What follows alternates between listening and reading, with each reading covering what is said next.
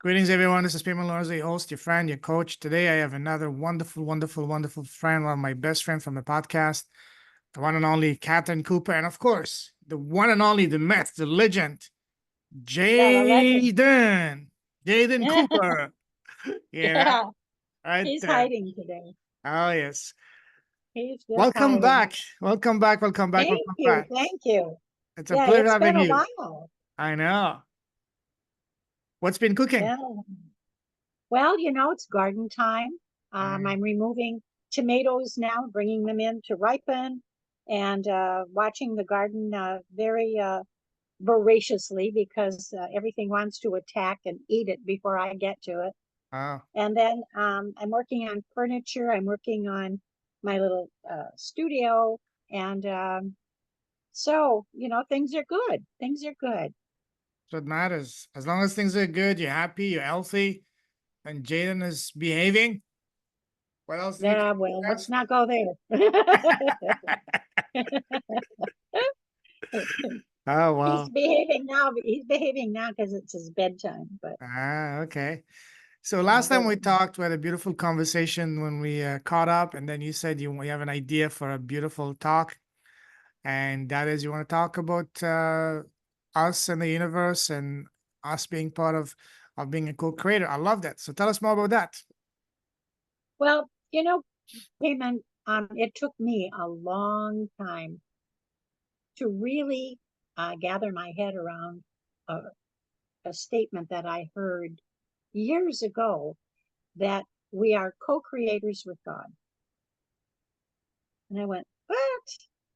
I was a doubting Thomas. I'm very cautious and kind of like a mountain goat. I'll climb to great heights, but boy, I'm careful on my way, and I have to get my footing, and I got to make all these understandings. So I thought at the time that that was one of those uh, prolific statements, but I just kind of let it go. And then it came back to me years later, and I was a little more accepting, but still not enough. Not until the point where I retired from the workaday world and really had some chance to find the positivity, to find the peace, to find the love and the patience that isn't always prevalent in our workaday world. And so I thought about that statement again. We are co creators with God. Hmm. And then I read some materials about it and I began to understand. And one of the talking points that I have in my business, it says that one of the most powerful forces in the whole universe that can be used to positively impact our future, it's like gravity. It can't be turned on and off. Hmm. And in the most basic form, it says that what you think about, talk about, focus on, focus strongly on, and feel intensely that's what will manifest in your world, good or bad. So Albert Einstein said, and if I can read a quote from him, he Please. said, the world as we have created it is a process of our thinking. It cannot be changed without changing our thinking. Mm. So he studied phenomena in 1935 when he experimented with quantum mechanics. And he was activating a particle on one side of the universe and found that it created an instantaneous response in a partner article or particle, I'm sorry, um, in a partner particle. Say that fast 3 times. Elsewhere in the universe. Ask Jaden to do it. Yeah, Jaden, I'll do it. So all of that kind of clicked. And then I realized that a lot of the sadness I had in my life a lot of the pain was because I had concentrated on it. I thought about it and I felt it over and over and over. And I thought, this is my time of life when I get to create wonderful things, positive things, comforting things, happy things, instead of having to fulfill everyone else's desires and their schemes, and help them become the success that they want to be. And that was a real hard thing for me to at first learn, was that this is my time, not their time. Mm. And I understood what they wanted so well that I was very successful at helping people and getting them what they needed and fulfilling their goals. But now it was my time. So I had to define what my goals were. I had to know what it was that I wanted in life. And how I was going to get it was going to think about and focus on and desire intensely all of that I would collect for goals and dreams and my own schemes. And that was hard for me to do. It was hard for me to concentrate on me. I'm not good at that, or I wasn't good at that, but I'm becoming better. And I began to understand the universe as it was explained um, many years ago by a minister. And he said, the universe will collect what you give it and it'll give it back. So what I want to help people understand is to think of changing their lives, because everyone says, this and that, and nothing's that wonderful, and they have that phrase which just makes me cringe, but I'm going to say it and then I'll just forget about it. When you say, how are you today, or what's happening, they say, same shit, different day. My brother is saying it It says makes, SSDD. I'm sorry. My brother says the same thing. It says SSDD. Same shit, different Yeah, day. yeah, yeah. And that makes me cringe Yep. now because that's what we're creating. Mm-hmm. When we say that, as soon as the words are out, that started that partner particle at the other side of the universe. So I tell people, think of the universe. When they say, well, I can't see it, can't picture it, so how am I supposed to think about it? And I say, all right, well, then get your own vision. Mm-hmm. Don't expect it to be given to you, number one. We're a little bit of a lazy society, we want things given to us. We don't want to sit and think about it. We don't want to figure it out. We want somebody to hand it to us, at least even a particle, so that we know someplace to go. And I've been just as guilty of that as anyone. But think of the universe as a humongous sponge, Mm-hmm. humongous sponge. And you're feeding into that sponge constantly, 24 hours a day, 7 days a week. You're giving it everything that you have. So you can wake up in the morning and say, same shit, different day. Or you can wake up in the morning and say, you know what? This is a great day. It's a beautiful day. Yes. Yeah, it's raining. It's, or it's snowing or whatever the weather is outside. And normally I don't like that, but I'm going to stop not liking that. And so I'm going to give this gigantic sponge a beautiful thought. And so that it can create a partner particle on the other side of the universe, the side that I don't get to see, or none of us get to see. And so, as Einstein said, the world is as we have created it. And we have a real hard time accepting the responsibility for that. And it is a responsibility, is to create beauty, to create goodness. And then we become defensive. We become a little well, a little accusative, because we don't want to accept the blame. We don't want to accept the responsibility. And we say, well, yeah, but look at all that's going on in the world right now. Look at all this crap, and look at all that. Da, da, da, da, da. And I have to stop them. Say, wait a minute. You didn't create that necessarily. So why are you worried about that? Why aren't you just concerned or focused? I shouldn't say worried. Focus on your life. What's going on in your life? Because you are an important part of the universe. Absolutely. And you are so important because you were created for a purpose. Have you ever sat quietly and said to your God or to your higher power or your presence, what is it that you want me to do?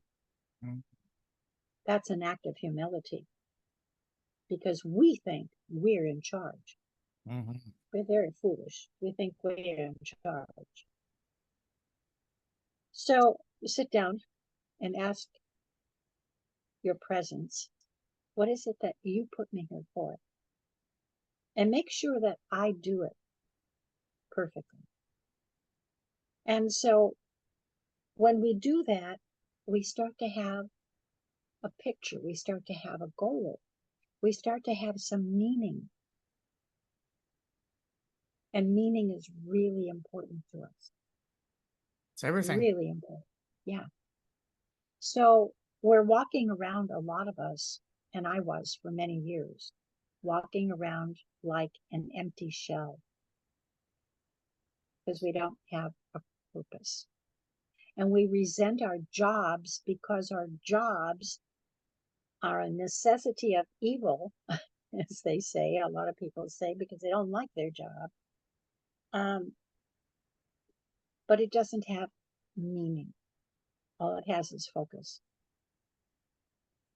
And so where we're going to get the focus is by going back to our inner selves, to that still small voice, and listening to it instead of all of the clamor that's going on around us. Stop reading the newspaper, stop watching the news on TV. Stop getting all of this media infiltration, which is really actually hypnotizing us all. Media poison. Yes. And it is poisoning our minds, it's poisoning our hearts, and that's what it's meant to do. It's not there by accident. No. It's not there just because a few vicious people decided to create something and have a laugh on it. It has intent. And that intent is to poison our minds and our hearts and our feelings. And it does so very subtly. So we have to be smarter. We have to focus harder and get to where our little part in the universe is. It just belongs to us. My universe doesn't belong to you, Payman. Your universe doesn't belong to me. Our universe is our universe, and we have to be very careful about that universe. We have to be very careful what we put into it, because whatever we put into it, it's going to say, oh, Catherine really likes not feeling well, because she says it a lot, as an example. Catherine likes to have a headache because she says she has headaches all the time. Catherine says that that people don't like her. Or Catherine says, and so, we're going to give her people that don't like her. The universe gives back to you. It's like not only a sponge, but it doesn't just consume, it gives back. And the universe wants to give you what you want, what you really want. So if you want hatred, it'll give it to you. It'll put you in charge, or in touch with other people who are hateful. Absolutely. It'll put you in touch with people who have a lot of headaches. So you can say, see, I told you, I have a headache, they have a headache, and you think that your partner's in crime. Well, you really are. It's a crime to disturb the perfection that your universe started out as the very second you were created. You were given a universe that was absolutely perfect. There was nothing wrong in it. And as you developed, thought, and you developed feeling, you started putting those things back into the universe. And for a while, it gave you all those good things. And then you don't know, where did all this unhappiness come from? Where did all of this stress come from? Well, it came from you, whether you want to believe it or not. You created it, you gave it to the universe because you thought about it, because you functioned in it, participated in it. Mm-hmm. And so what's it going to give you? It's going to give you what you like. Exactly. So I like feeling happy about my job.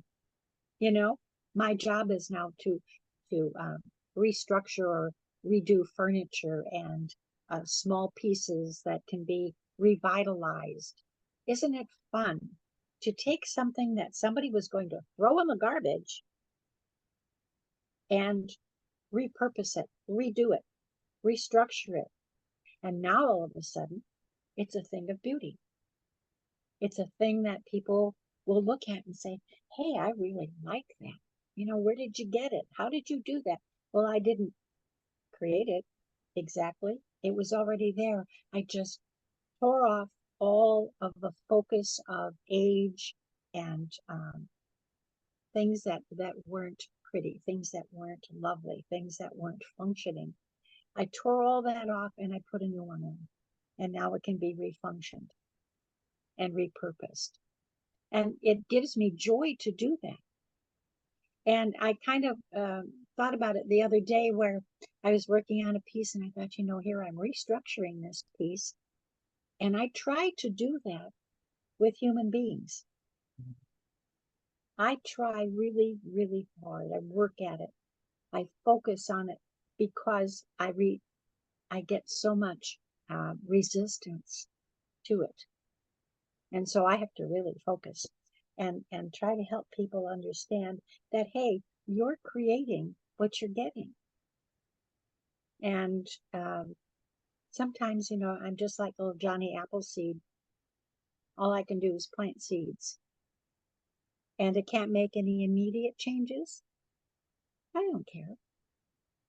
Because I planted the seed, and at some point, they're going to get in touch with their higher power, who's going to say, oh, by the way, I got this little seed of happiness and love and sweetness.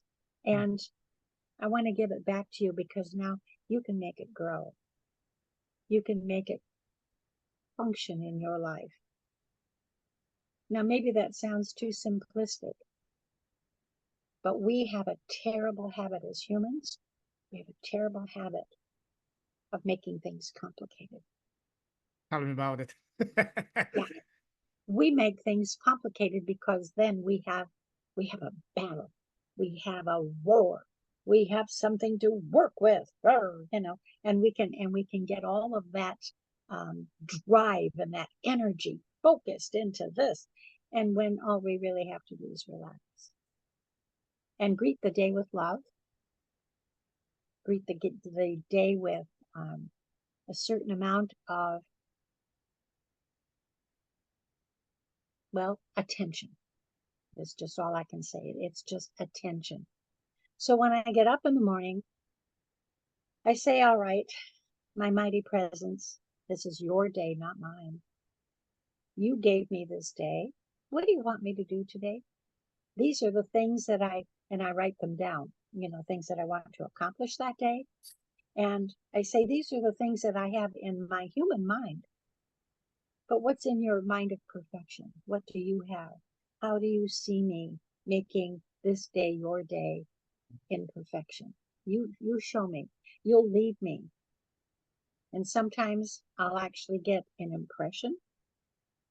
Do this or don't do that, or you know, um, go here or go there. And sometimes I just go. I just do, and I say everything I do right now. Today I went to the store as an example. I went to the grocery store, and before I left the house, I said, "All right, mighty presence, you know where I have to go. You go before me. Go Right. before me. Clear the way, and make all things perfect, successful, harmonious, filled with love to every person, place, condition, and thing that we're going to meet. Protect me from all outer feelings of hatred and sadness and whatever else. Protect me from all that. And just your goodness, your sweetness, your understanding will live, and everything else will just bounce off." So what you do when uh, you sympathize with people is you're helping them to recreate that which they're in grief about. Now, if you were going to be empathetic, you could sit and listen to them and say, "Yes, I understand that's what you're feeling." Don't agree with it. Just say, "I understand that that's what you're feeling." And you don't have to offer them a suggestion as to how to change it unless they ask. And if they ask, "Well, how do I not do this?" or "When do I feel better?"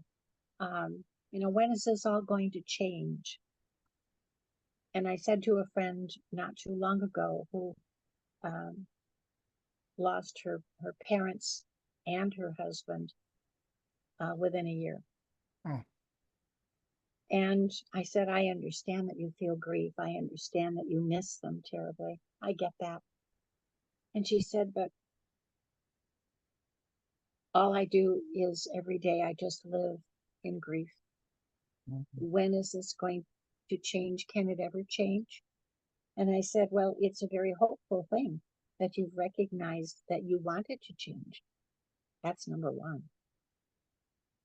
And when you inside of yourself determine that you've had enough of this grief, it will change. But it won't change when and until you make that choice. And that's a very personal choice. That's not something that anybody can give to you. If I could give it to you, I'd give it to you in a second because I want you to be happy and I want you to be free. And but it's you that has to do the doing. I can't do it for you. And Absolutely. so it's hard because I know that she doesn't understand yet. She doesn't exactly understand what in the heck I'm talking about. But hopefully, and the other things that I mentioned to her, she can gain some hope. Mm. And hope sometime is just like a thin little chain that comes down and you grab onto it and you hold it for dear life. And hope is a good thing because it will it will help you to come into a higher understanding. Mm. So remember that when you say "I'm sick" or "I'm fed up" or "I'm disgusted" or "I just feel depressed," just remember that you're giving that back into that big sponge and it's going to give it back to you. Now you can say, "I'm going to get rid of this headache. I'm going to get rid of this sadness. I'm going to get rid of whatever's been bothering me. That's going to change." Then the universe will say, "Okay, that's what she wants. That's what she'll get. We'll help her change." But put positive things back because positive things are what you want in your life. You don't want the current situation. So that's how we co-create with God. And we have to first believe, as Einstein said, you can't change the situation until you change your thinking. And when you decide to change your thinking, is it going to happen overnight? No. Are you going to open a book and all of a sudden there's the answer? Probably not. But your presence, the one that created you, is part of you, and it wants nothing but the best for you, the very best of everything. So when you decide that you're going to give up all of this outer focus of grief and stress and strain and hatred and all of that, fatigue, and you say, I want to change this. And you can do one great big act of humility. And that great big act of humility is to stand in the quiet by yourself, raise your hands up, and say, Father, lift me up. And it almost brings tears to my eyes when I remember that that's what I did a long time ago. Because it was so bad I couldn't stand it. And I read in my spiritual work, I read to do that. And so I thought, I got nothing to lose. Nobody can see me. Nobody has to know. It's just between me and God. Absolutely. So I lifted up my hands and I said, God, Father, lift me up. And changes came that were very quiet and very subtle, but they came suddenly. And it was like a little drop of joy. You take a little pill or a little stone and you drop it in the water and all of that just, it goes out from the center. And that's what happened for me. And it will happen for everybody. But you have to have that humility, and you have to give up the thought that you are in control. Because that's what we're taught. We're taught we have to be in control. We're taught that we have to be almost fierce in that control. Otherwise, we're going to fail. Otherwise, we're not going to achieve. And so we're so busy achieving the material things, and I'm not talking about money, but we're so involved with achieving other people's goals where they want money or they want power, that becomes our world. So I realized that I have the chance, when I lifted up my arms, I have the chance now to not make that stress and that constant challenge to my happiness and my energy. I have the chance now not to do that. And isn't it wonderful? There's nothing wrong with helping people achieve goals. And we end up doing it because in a lot of cases we just have to, we have to pay the rent and we have to pay the electric bill and all of those things. But there is another function, and it's called happiness. It's called love. It's called peace. It's called harmony. And it makes you smile inside. And a lady that I saw at a resale shop, we were standing in a long line, and she was just one cart ahead of me. And she turned and she looked at me, and I smiled. And I said, hello. And she smiled. She hesitated, and she smiled finally, and she said, hello. And then she turned, and we were progressing in the line. And suddenly she turned around and looked at me, and she said, you don't know what your smile just did. So we can do that. And that smile came not from a thought, I have to smile, but that smile came from my heart. That's where you have to come from. Come from your heart. And when you can come from your heart, then you'll touch other people. Your heart will touch their heart, and it'll be so lovely. And for just that time, you've created something good. You've given something to that universe. That universe said, oh, she liked that, or he liked that. I'm going to find some more of that and give it back. So we've created on a good thing and on a good basis because it came from our heart. Everything that's worthwhile comes from the heart. It doesn't come from our pocketbook. It doesn't come from the yacht that we own. It doesn't come from the jet that we own. It doesn't come from the 5 or 10 or 15 homes that we have all over the world. Those are outer joys. Those are outer feelings, but they pass, they just pass before us. But we can now touch with our heart. I was looking today at something on a video about someone who was extremely wealthy. And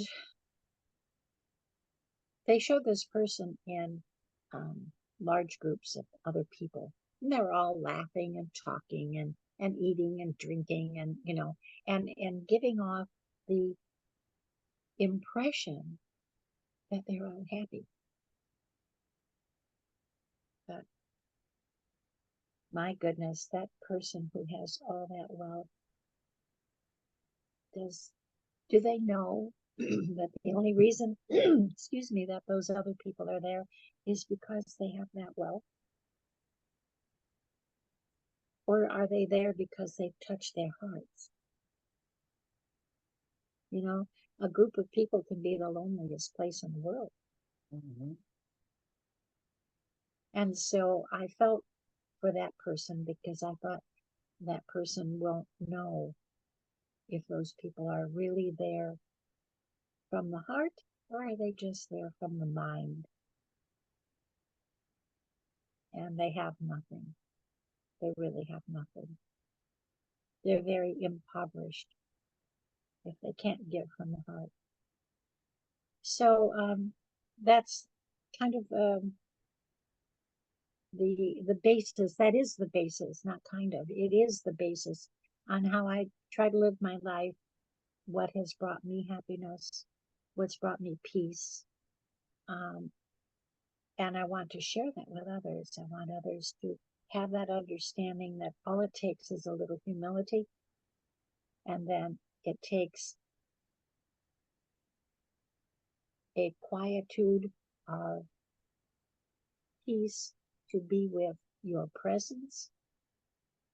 And your presence will lead you in many ways, very small, very subtle. The other day I was cooking, and I was going to put this is so tiny that you'll think that it's not important. But I was going to take a hot pan and I was going to put it down and something here said up. And I thought, oh, I'm going to put that over there instead. And I looked down and there was a piece of plastic. And that plastic would have gotten melted and made a terrible mess. But you see, just that tiny little fragment of something that came from here, just comes. Don't do that. Be careful, Or it'll say, you're going to decorate this piece of furniture. Why don't you look at these things over here, these pieces over here, instead of where you were going? So I follow it, and I look at the pieces, and I think, oh my gosh, that would be so much better than what I had planned.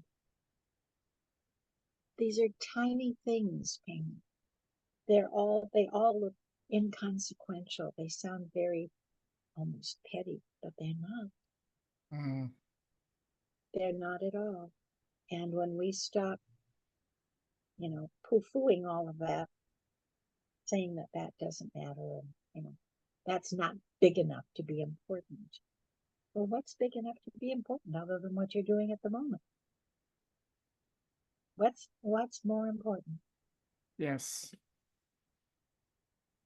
It's the moment. And I am so grateful, so very grateful. And gratitude is something else that we need to grab onto. And what are we grateful for? Well, nothing in my life is, I don't have anything to be grateful for. And I say, oh, okay. You got up this morning, so you were able to move. You put some clothes on. Well, if you didn't have the clothes, where would you be able to go? Probably nowhere. So you have clothing, and you ate breakfast.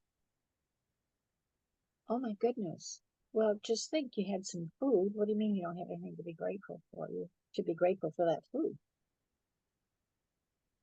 All of the things that we take for granted, and we think that we're entitled to have them. Mm-hmm. We're entitled to have all of these things just simply because, well, they're there. Why shouldn't I have them? Mm-hmm. Well, they could be taken away from you in the flash of a second. Yes. We had in the southern part of our country, we had um, some tornadoes a while back.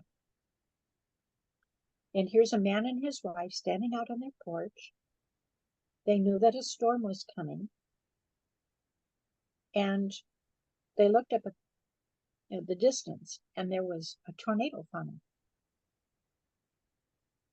And the wife said to the husband, gee, that seems to be coming right toward us. And he just stood there and looked. And I'm sitting there thinking to myself, get the heck off the porch. Go someplace where it's safe. Well, finally, they decided that maybe they better go in the house. Now, they knew that that storm was coming, and yet they did nothing. And in less than 5 minutes, everything around them was decimated. Wow. Houses, what were houses, are now just pieces of rubble, literally. There is nothing standing. Their clothing is gone. Their food is gone. Their bed is gone. And now what do they have to be grateful for? That they're alive? Yes. But you see, it can all be taken in an instant. It can be wiped out in a car crash. It can be wiped out in a plane crash. It can be wiped out for a fun day at the beach where something goes terribly wrong. So what do you have to be grateful for? You have to be grateful for all of the things that if they were taken away, that would make a difference. Everything. Yes. Yes, everything. So what do you have to be grateful for? Be grateful for it. And don't hesitate for a second to thank your presence. Thank you, Father. Absolutely. Absolutely. I The first thing I do in the morning, as soon as I open my eyes, is to count my blessings. And then those become like such a big list that now I spend I spend each morning like 20 minutes in the shower, cold water, and I counting my blessings. Like every single thing. Thank you for the clean bed, comfortable bed. Thank you for the roof. Thank you for the delicious food. Thank you for the opportunities. yes. Thank you for the blessing. Thank you for the people. Thank you for every part, every inch, every bone, every muscle, every organ, every fiber, every membrane of my Tissue. body tissue to be perfectly healthy, to Yes. be self-healing, self-regenerating, and rejuvenating every day, and so on and so forth. Because again, And what's regenerating those muscles and tissues and mhm, bones? yeah, The Father. The Father is doing it. God, And it's universe, doing it, whatever you call it. Yeah. the Father is doing it through you because it created you. Why wouldn't it Yeah. want to do something perfect and make you happy and comfortable and able to fulfill your divine plan Hmm. for that day? Absolutely. And so when Absolutely. I go down to my little studio, I say, Father, this isn't my studio, it's yours. All of the things that you have helped me to acquire to do this work, they're all yours. And now you tell me what you want me to do with them. And then bless them in such a way that whomever they go to is blessed with that harmony and that love and that illumination that they need in their lives. Mm, Make it absolutely. permanent. Absolutely. That's powerful. Listen, I love this talk. This is something I'm very passionate about because blessings have become a huge part of my life on a daily basis. First thing in the morning, last thing at night, and throughout the day. You know, I read a quote the other day. This morning, I opened two beautiful gifts. Can you guess what they are? What they are? I'm Your sorry. Oh, eyes. you want me to get for, well, your gift is your life. Your This gift morning, is I your opened. day, This morning, I opened two beautiful gifts. What are they? your life. Your eyes. My eyes. Oh, yes, eyes. Sure, sure. On a physical basis. You know, Yes, there's a stat that each day there is what? Staggering stat. Over 200,000 people don't even wake up each morning. You know, as I say, each day above ground is a blessed day. That's why the present is called the present because literally it's a gift. yes, And what is life? Life is a collection of presents, of moments. right. So that's one of the things that's in my life, counting my blessings. Because when I was at my brokest not long ago, 4 years ago, you know, I used to be, why me? Why nothing is working? And then I was just creating more of those things, more of the lack, more of those challenges. But then I learned to be grateful for the small things. Let's say you have only $20 in your wallet.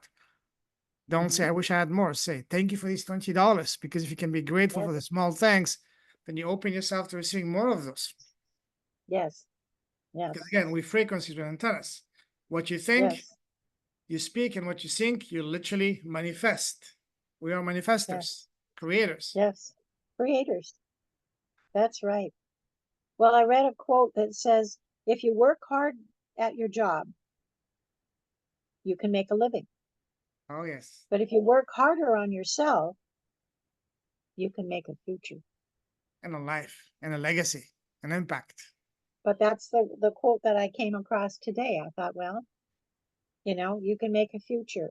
What do you Yes. want in that future? You want success at what? And Success as why is success important to you? for So me. my success Mm, is to hear my Father and oh, to yeah. to follow what my Father gives me. That's my success. All of Mm, this other stuff is just physical. yes. My success is to make other people live better, be happier, Hmm. inspire them, empower them, uplift them. Right. Yes. You know, when you set your life to serve, to help others win and others shine, guess what? You're gonna win by default, Right. as opposed to me. That's the best way to push people away. Yeah, wow. Beautiful conversation, Captain. Love that. Love that. Love that. Love that. Let's call it a day for now. We can continue our beautiful conversation another time. If someone wants to connect with you, what's the best way to do so? Well, I would say to contact me on Facebook, um, K Cooper Life Strategist, and K is CAYE. Mm, So it's K Cooper Life Strategist. And also my email is kcooperlife at Gmail. All Sorry, right. I've got so many accounts. No worries. So Don't worry, I'll put all of that in the show notes. Listen, I salute you. Always a pleasure talking to you. Love talking to you. And keep shining your light. I salute you, a true leader with a heart. Keep shining your light. Keep blessing the world. Your presence, your impact, and that big boy behind you, Jaden, is your right yeah, arm. there he is. And stay safe, stay awesome. God bless you, my dear friend, and talk to you very soon. Take care. Have a Oh, thank you. fantabulous evening. Bless you. Good night. Thank you. Take care. Bye bye.